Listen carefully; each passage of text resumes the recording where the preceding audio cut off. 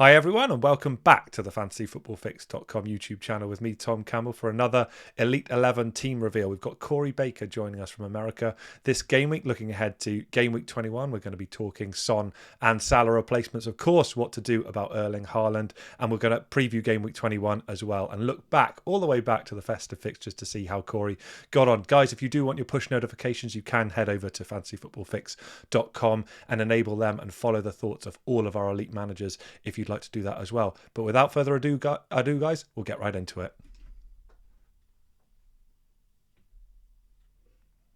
Guys, welcome back to the channel. Goodness me, it has been a minute, hasn't it? And it's been a long time since I've spoken to Corey. So Corey, welcome back to the channel, man. How's it all been going for yourself?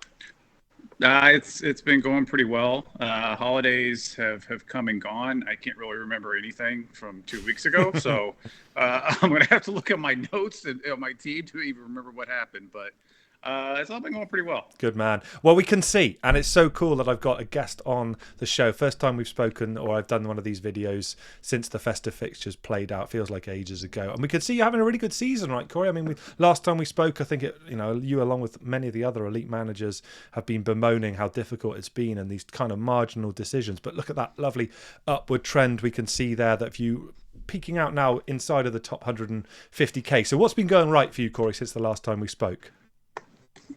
I think it's been mostly that nothing truly terrible has happened. When I pulled my wild card in game week 10, I was not very good. I think I was like 1.4 million, and my team value was pretty terrible.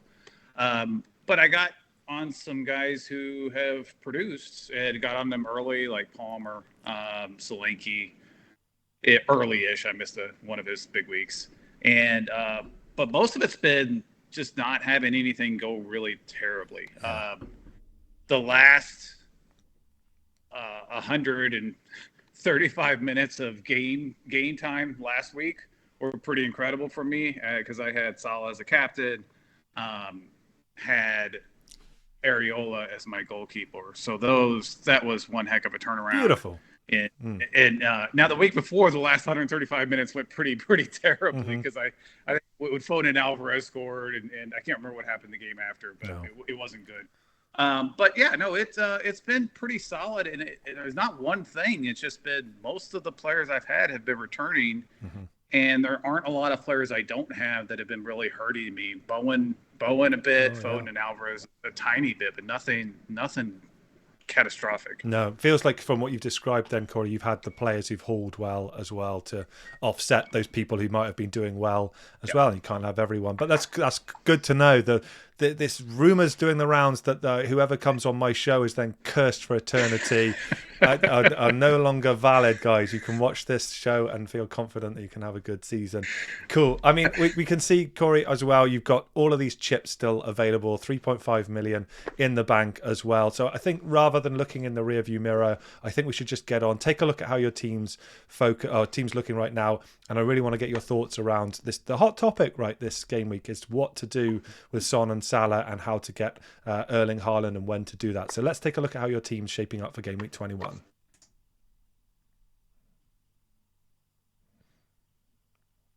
Okay, so here is how your team is already configured, Corey, and we can see straight away that you've got two free transfers, available ahead of this game week. We should say, guys, we're recording Sunday night in the UK, so the Liverpool have just beaten Arsenal in the FA Cup. We've still got Man United to play Wigan tomorrow, and then we've got a little bit of time before game week 21 kicks off, and then one of those weird game weeks which is just going to span days and days and days. Really difficult for us to orchestrate as FPL managers. But this is how you set up then, Corey. Two free transfers, as I say, 3.5 million in the bank. We can see Son and Salah on the bench there. In a moment, we're going to talk through some options that we've highlighted, guys, in terms of potential transfers in. But Corey, how are you thinking this is going to play out for game week 21? Are you thinking Son and Salah are both immediate transfers out for you? Are they either of them going to survive? Yeah, if Haaland would have been on the bench and featured at all today, I think I probably would have went ahead and pulled him and allowed Son to linger on the bench for another week. But as you can see, my bench is really bad. Paul might not even play. Not that I would really want him at Everton anyway.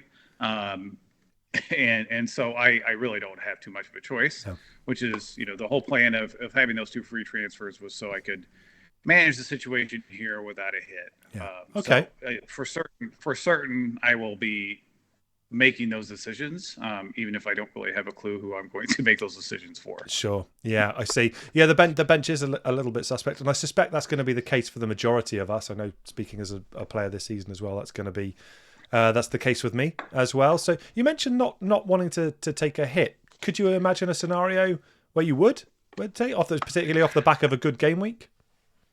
Not this week. No. I actually I pulled in Richarlison 3 game weeks ago Yeah. for a hit when Gordon was looked like he might not play. I can't really remember who it was against, Fulham maybe or Forest. I can't remember now.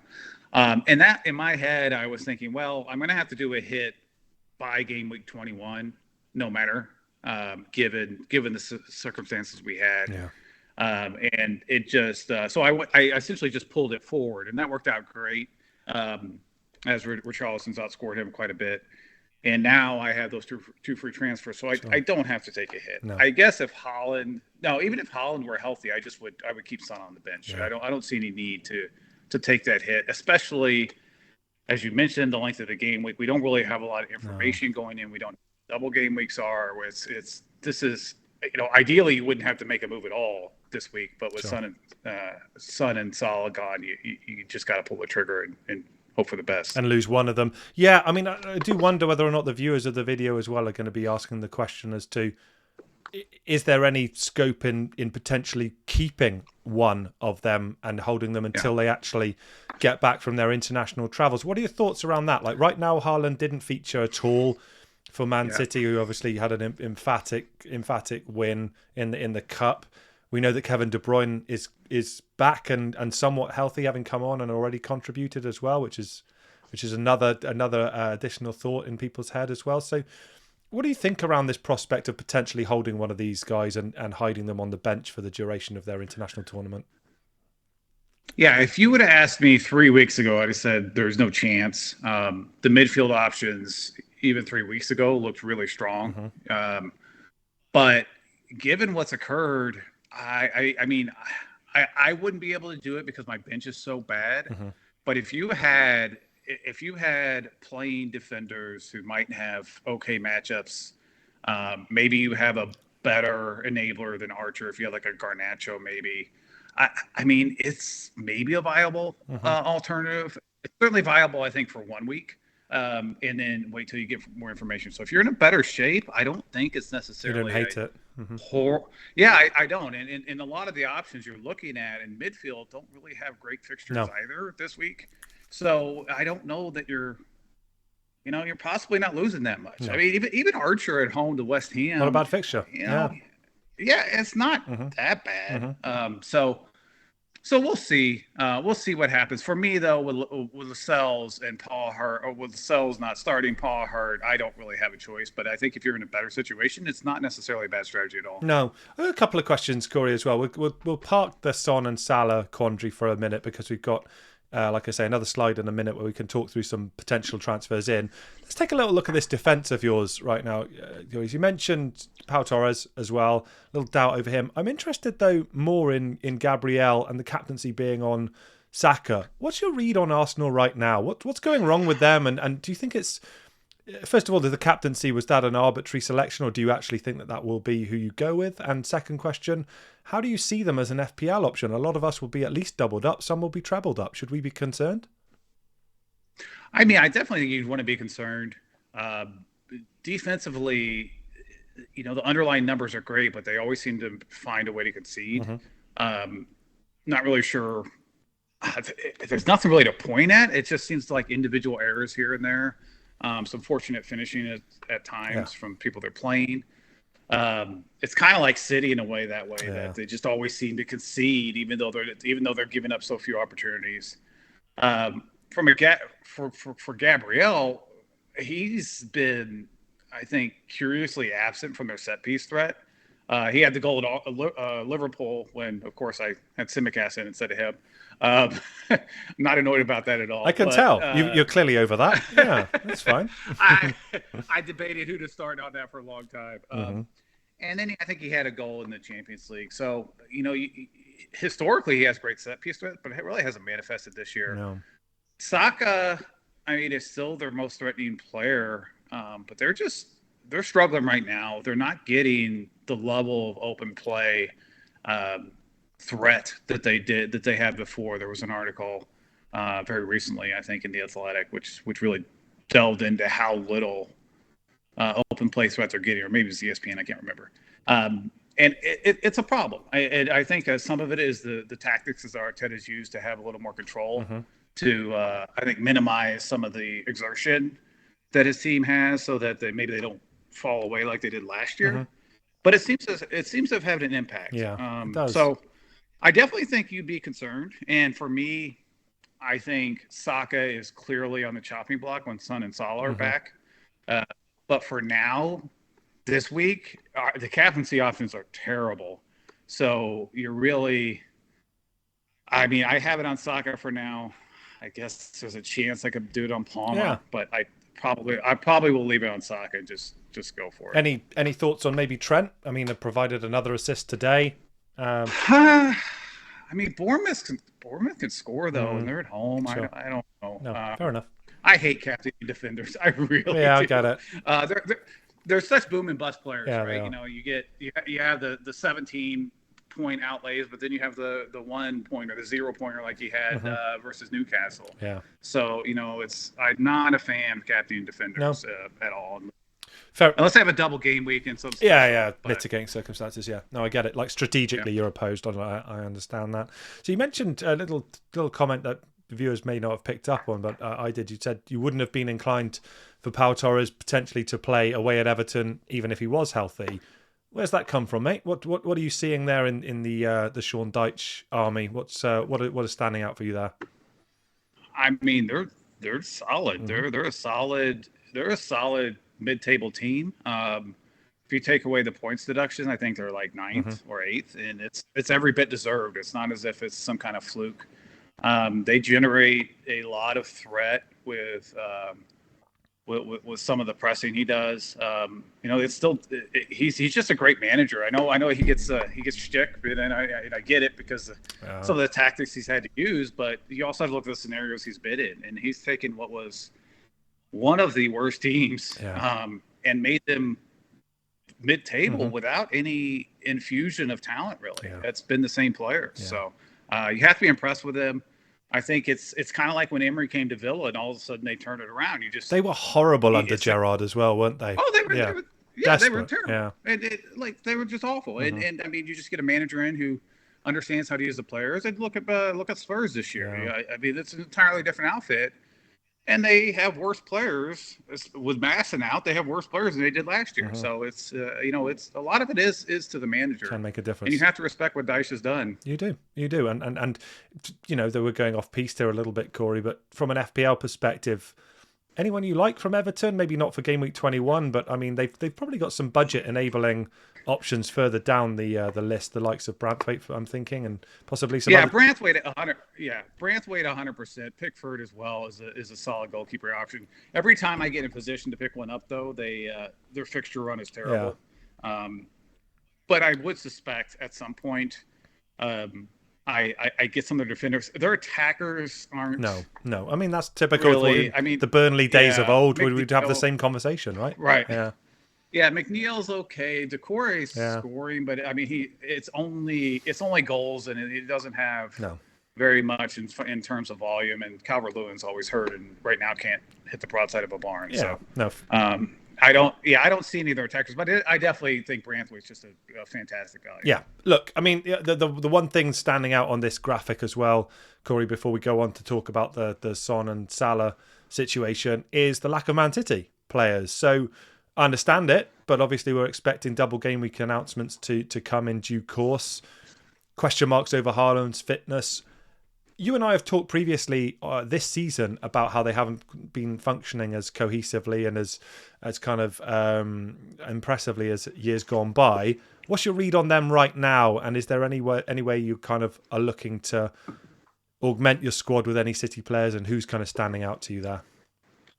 Yeah, I mean, they're still probably the best team in the league from an underlying data perspective. Their attack is, without question, fallen markedly since 2 years ago. Even last year, it was down statistically.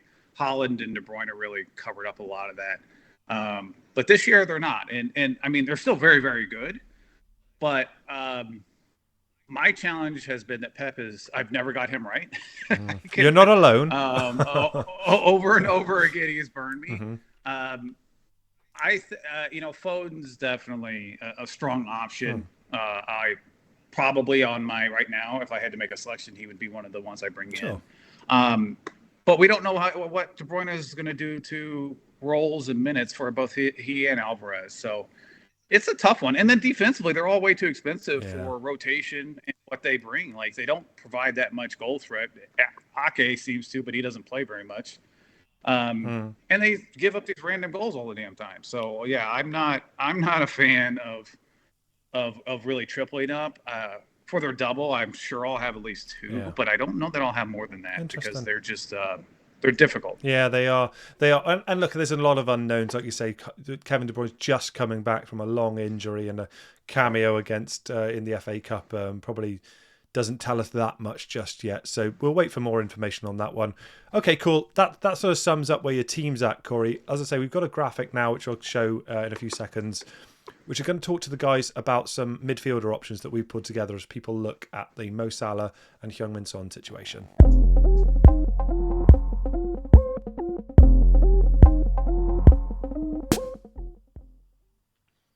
Okay, so I mean, we pulled some players off the charts here, and we've included Jared Bowen, which is good for me to see a West Ham graphic of some description.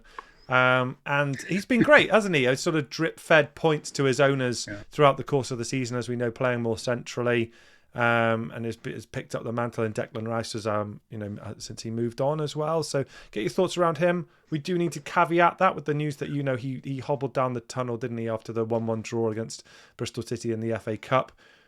Eze for Crystal Palace. I know they got a difficult fixture in Gameweek 21, but wanted to get your thoughts around him and how he kind of stacks up against Olise. Phil Foden, you've already mentioned him, but maybe we can talk around the appeal of him. And then Pascal Gross finds his way in. Sort of a perennial successful player in FPL who often slips under the radar. So who's kind of leaping out from you of these four players, Corey? Well, I mean, I think if you'd asked me 2 weeks ago, the answers were clearly Bowen and Foden. But Eze was strongly up there. Or sorry, Olise was strongly up there. But now we have Bowen's potential injury, and Paqueta also being hurt. Yeah, it's a big deal. Is a problem. It's a big deal because and then and so their attack missing kudos as well for in the African Cup. Like they're not great. No. And if there's a risk for Bowen not playing this week, then they have Bournemouth, but then they have Man U on the road, which I know Man U isn't what they used to be, but it's still not a great fixture. And then they have Arsenal. So, you start kind of hesitating there. As a similar situation, right? So Palace is missing Olise. How long he's out, unknown. Ayu's gone to African Cup of Nations, and they just don't have any creative players. They don't. Other than him. You're right, and it's when you can get Eze and Olise on the pitch, Palace become somewhat potent, don't they? But you take one of them out, and it does seem to markedly impact that team offensively. Yeah, and Ayu's, he's not great, but plays a role. He's okay, and I mean, you replace him with Schlupp or someone else, and it's just they fall. And then you got Gross, who just kind of keeps on going on, right? Yeah. He's not. His volume is my concern. He just doesn't shoot that much. He doesn't get in that many threatening positions. No. But he is a creative force for that team, and he's the only player for Brighton who really, even when they're healthy, seems to play every day. Yeah. Matoma most of the time, but he plays every week. Now his role might change, and that might impact his output as well. But they also have pretty good fixtures. They do.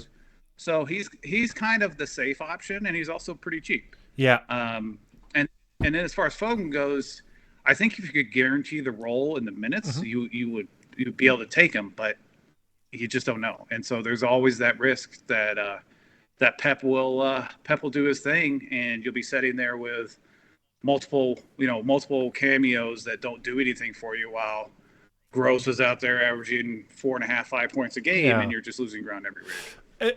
Agreed. I mean, so just to the bright, and we will show a graphic in a minute, guys, as well as to some the upcoming fixtures, which are kind of all over the gaff, to be honest. But we will do it just to show you kind of to give you a look ahead a few game weeks time as well. But Brighton's fixtures, I'm just looking now: Wolves at home in 21, Luton away in 22, Crystal Palace at home in 23, Spurs away, and then Sheffield United and Everton and Fulham. So and Forest after that. So. Yeah. It's a long-term investment, right, for Pascal Gross. And if you look at his historical data, how he gets it and how he accrues points varies, I guess, Corey. But he does seem to be a pretty consistent, reliable pick, right? Right. He just kind of chugs along. Yeah. Right? He's there with his output. Yeah. And he's not that they have a massive set piece threat, but they do score occasionally. He's taking all those. I mean, he's just a safe option, but one that is maybe what you need, especially when you're going into a period of so much uncertainty. Yeah, fair point. So he's an option then. The point about Phil Foden, I mean, he's in such rich form, isn't he? And we still haven't seen Haaland play a minute, right? I'd be surprised, and me being surprised is not a compelling reason to bring in a player, but hopefully, like collectively, we would be surprised if Foden did start to see massive minute reductions, at least in the immediate game week futures, right? I mean, is that a fair comment, do you think? I do think so. I mean, I think he'll be subbed out more. Yeah. My guess is that De Bruyne, Foden, Alvarez, and Silva start rotating amongst three spots. I suspect probably Silva gets the most minutes, but Foden's a pretty close second. Yeah. And then probably De Bruyne and Alvarez are there until De Bruyne really gets healthy. Yeah. But the question for me is his role. Because right now he has so much freedom and he's so central. Does he get pinned on the wing? And if so, historically, that hasn't necessarily been bad. He's usually been better on the left wing than the right wing. But I don't know. I don't know what to expect. No. So it's a risk. And it seems like with all the first three, you have risk. And then with Gross, the upside is probably not that great. So you're trying to balance the risk versus stability and see where you're going. Yeah. I think if I had to pick them right now, based upon Bowen hobbling pretty heavily, I'd probably do Foden Gross. If we get word that Bowen is playing, I think it might be Bowen and Gross. But it's up in the air. I don't think Eze is a clear fourth for me right now, given just how bad they looked. Yeah. And I know it's the FA Cup, but man, they were really. It was terrible. a tough watch, wasn't it? Yeah. That's what Dykes will do to you. Though, I think right? I think he's at the bottom of the list. I think, and the others are kind of in a jumble there. Yeah, no, I get that, and you don't have to make the decision just yet. So if we do a hypothetical right now that says Bowen is ruled out for say a few weeks, and hopefully that's not the case as a West Ham fan, but let's say he's not in contention for FPL, and the others are, like you say, Olise is also not. Let's say he's ruled out as well. What's Corey going to be doing ahead of game week 21 in the midfield? Yeah, then it's definitely Foden and Gross. I don't think there's any question. I am fairly confident Gross is going to be one of them, and then I think it just comes down to Bowen's health and versus Foden's risk. Yeah, I see. And then we didn't talk about it, but City have a double game week that should happen soonish. I think it'll be far enough away that even if you don't take him, you'll have plenty of time to get him later. But you want him in. That also factors in there. I've got to ask you, Corey, for the romantic fan who, like myself, who pretty much worships the ground that Kevin De Bruyne walks on. Any interest in the maverick early inclusion of KDB and getting ahead of the curve? Let's say your rank is, I don't know, 1 million plus, would you be advocating for that, or would you just think this is crazy? I mean, I love watching him play, and I love having him on my team. Sure. Like I've always been a KDB fan. Yeah. It's hard for me, especially in those fixtures that they have upcoming. They have a couple pretty easy ones, right? I'm checking here because it's so long. Well, we'll show fixtures in a minute as well. I mean, yeah, they got Duke, but then they have Burnley and that Burnley game looks tasty, right? It does. Yeah. But do we think? I just can't see him playing more than like 60 minutes a game, and I don't know. Yeah, he could do a lot of damage in 60 minutes, but he's also pretty expensive. He's a fortune, isn't he? You're not sure if he's gonna keep those 60. So it's a risk. I mean, there's some upside, but it feels to me that the upside is somewhat limited. Yeah, no, well put, definitely. Look, one team we haven't really mentioned, and we don't have options on here, but let's just mention Liverpool. So, challenging for the title, they've just put Arsenal out, playing away from home in the FA Cup as well. They're going to be missing Mo Salah, but is there any kind of midfield option that interests you there? I'm thinking Diego Jota's coming back to form and fitness now. Luis Diaz scored today. Anything that kind of interests you at all offensively in the Liverpool setup? I think the challenge you have there is two of the three fixtures they have when Salah's definitely out aren't great. It's Chelsea and at Arsenal.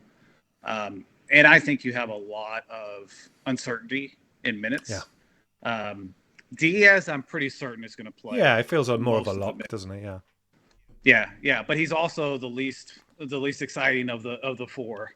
Darwin will probably be second, but then you've got the Darwin experience, which I think almost everyone's had at some point, which is it's one hell of a roller coaster. Yeah. Lots of downs on that roller coaster. Yeah.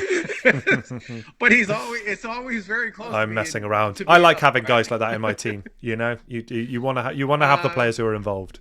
You're right. Yeah, exactly. And but I just think with their fixtures, if you already own Darwin or if you really fancy Jota getting minutes, if Diego Jota got minutes, he would be in my team in a heartbeat.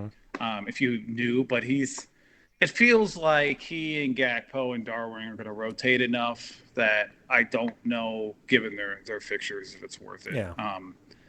Because again, you got Chelsea and Arsenal. It's two of those three, and those aren't great. And yeah, they can score against anybody, but I just don't know that they're going to pull what they did against Newcastle against those teams. Fair point.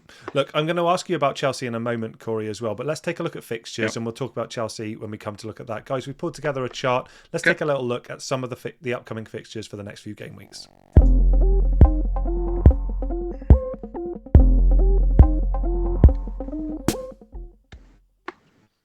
Okay, guys, so you can see an awful lot of red on this screen, and I think that talks to the point that we were making a few moments ago that fixtures upcoming from game weeks 21 through game weeks 26. We've pulled out some of the stronger options here in terms of the fantasyfootballfix.com algorithm projections. Nothing leaping out to me here, Corey, in terms of teams that have an absolutely exceptional run that you want to jump on. Maybe Brighton look good. I mean, Liverpool are at the top of the chart there. What's sort of standing out to you here fixture-wise? I mean, I think Brighton, from an attacking perspective, they're pretty solid because Spurs aren't exactly a defensive juggernaut, even on the road. So I wouldn't have any qualms playing a Brighton attacker in that game. And so, to me, they're the only ones that really stick out.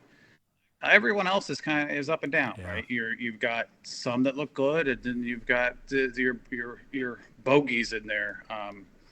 And so I think that really creates a lot of uncertainty on top of the uncertainty we have with fixtures and injuries and everything else. It doesn't make it easy, does it? No, it's a challenging time for certain. Yeah, and I think so. I mean, historically, when you're looking at players, you look at, I don't know, historical points that they've accrued and how they've performed in the season. But of course, you look at the upcoming fixtures. So we're kind of taking that away a little bit. If we're saying that component isn't actually particularly compelling for any of the teams other than maybe Brighton that you just mentioned, what do we do then? Do we just go to historical performance and actually say fixtures be damned, and we just go with we go with how they've done up so far in their form in this season? Well, I think that's where actually sketching out your lineups can really help. Yeah. Because you have three bench players, Yeah. right?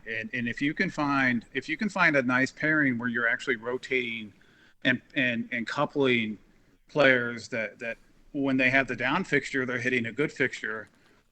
That's what you want. A few weeks ago, a lot of people, when they moved in an additional forward, they dropped Archer, and it was logical. I understood why they did that, but I didn't, and the reason was that sketching it out when I really need Archer, he had Luton at home, and to me, it wasn't worth the transfer out, the benching headaches that came from that, and just to have a little bit better of a player for Luton at home. No. And that really helped last week because a lot of people ended up benching Palmer, and he blew up, right? And so I never considered it because I had Archer. Yeah. So I think that It's good advice. projecting out your lineup, projecting out your lineup and seeing who you would start, who would be your first bench, trying to like forecast and foresee how things will play out.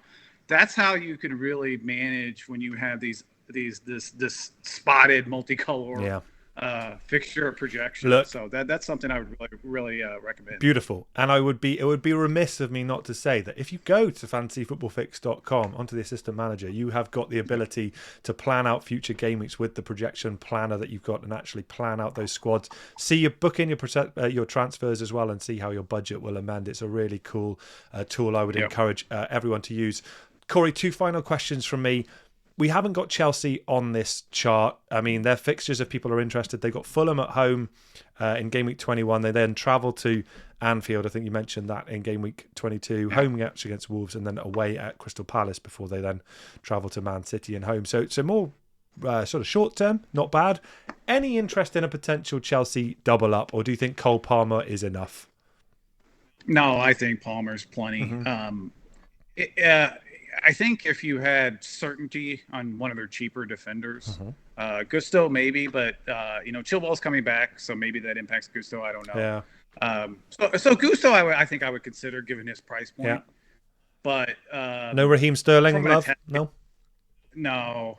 He's.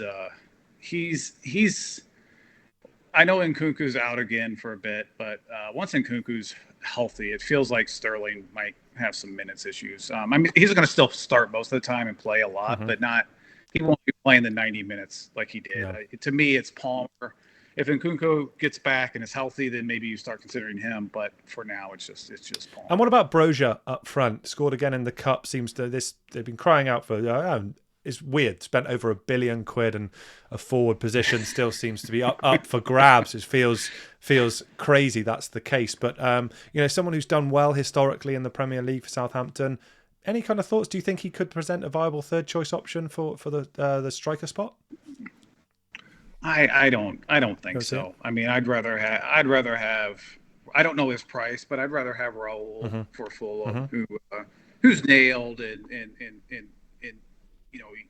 is not the attack isn't as good, but it's not like Chelsea's attack is that great. 4.9 million is his price, Corey. FYI. Yeah.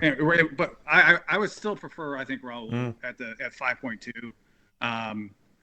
Who also, do we know if he's on penalties? I'm not sure because I know Willian likes them, doesn't he? Yeah, them. Willian likes them. Pereira likes them. Yeah, I mean, we'll see.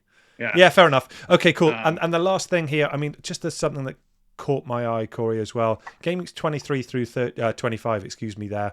Newcastle at the bottom of the chart. We've got Luton, Nottingham Forest away, and Bournemouth at home. Nice little run that, isn't it, for Toon, who will have come off the back of a really difficult run there. Any interest in getting back on board with the Newcastle assets? We've talked about Trippier, Gordon, Isaac in the past. Any thoughts around jumping on for that run? Yeah, I think so. We'll have to see how the double game weeks shake out. But my current projection, ignoring double game weeks, I'm actually planning on a Gordon move in 23 for Richarlison. They should recover. They're out of all the comps now, so they don't really have, except for FA Cup, they don't really have anything to bother them. So you would think that they'll have some time to recover, and then that should greatly help out what was, a phenomenal team for a very long time until they just got run into the ground in the last month or so. Yeah. So I'll keep my eye out on how they play in the next two. But if they play as I expect, which is improvement, but not where they were, but still showing improvement, I definitely think I'll probably be doing Gordon and potentially a defender as well. I don't think Trippier. I'd like to, but I just don't see how that's going to work with Salah and Son coming back in the fall. Yeah. So I suspect it would be Burn or Botman. But I definitely can see a Newcastle double up in 23 for me. Yeah, book it. I like it. And to be fair, they looked good against Sunderland, who I know are lower league opposition for them, but that would have been a massive game up in the northeast with a proper atmosphere to contend with, and I thought they dealt with it really well and looked surprisingly good actually in that game. So yeah, like you say, watch the next two games, see how they get on against Man City and Villa, two super tough games, and then see whether or not to jump on in against Luton in game week 23. Corey, been an absolute pleasure. Anything else you wanted to call out before we wrap things up?